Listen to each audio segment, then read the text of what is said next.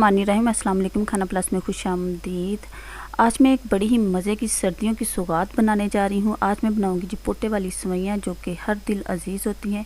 तो चलिए फटाफट से अपनी रेसिपी की तरफ बढ़ते हैं और चाती मारते हैं कि इसको बनाने के लिए हमें किन किन चीज़ों की लोड़ है।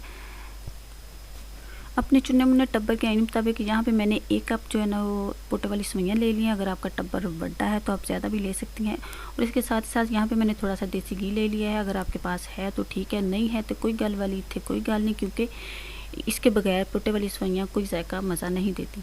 इसके साथ ही मैंने थोड़ा सा खोया ले लिया, ये ऑप्शनल है, अगर आपके पास है ठीक है, नहीं है तो कोई गल नहीं। अब करना मरना क्या है जी, थोड़ा सा हमने पानी ले लिया है, इसके अंदर हमने इलायची डाल दी। अगर आपके पास है तो ठीक है, नहीं है तो कोई गल नहीं, आप स्किप भी कर सकते हैं। और अगर आपके पास ज़्यादा है तो आप ज़्यादा भी इसमें शामिल कर सकते हैं, इससे बड़ी अच्छी सी खुशबू आती है। अब पानी को हमने बॉयल करना है और जैसे ही पानी बॉयल होगा इसके अंदर हमने सेवइयाँ जो है वो डाल देनी है।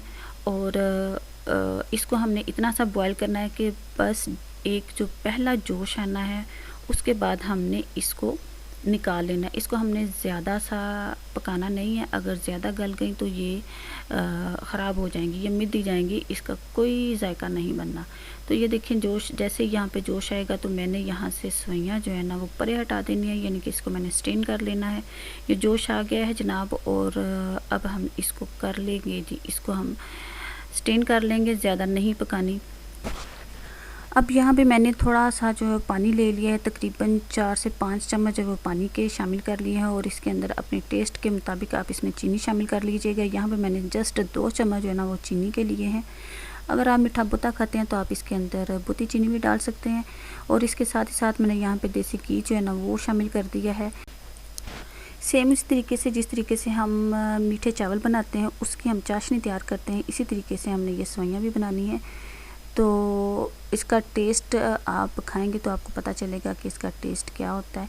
तो यहाँ पे ये देखिए जी, हमने निके बर्तन से निकाल के बड़े बर्तन के अंदर हमने डाल दी है चाशनी, और इसके अंदर हमने सुट दी है जी सेवइयाँ। और अब हम इसको पोले पोले हाथों के साथ करेंगे जी मिसकी मिसकी। इसके साथ हमने ज़्यादा सख्त हाथ नहीं लगाने, ये तो नहीं तो घुल मिल जाएंगी, यानी कि सारी मिद्दी जाएंगी। ठीक है, बिल्कुल पोले पोले हाथों के साथ इसको मिक्स करने के बाद हमने इसको लगा देना है जी दमादम, यानी इसका हमने दम जो है वो कुट देना है, ताकि ये अच्छे तरीके से खुल के जो है ना वो खिलें। तो बस ये देखें सारी जो है ना वो मिक्स हो गई हैं। जो शीरा है, जो हमने चाशनी बनाई है, वो बड़े अच्छे तरीके के साथ इसमें मिक्स हो गए हैं। तो यहाँ पे मैंने 5 से 3 मिनट इसको दम दिया था, और ये देखें जी दम माशाल्लाह ज़बरदस्त किस्म की ये जो सेवइयाँ रेडी हो चुकी हैं। अब हम इसे डिश आउट कर लेंगे। और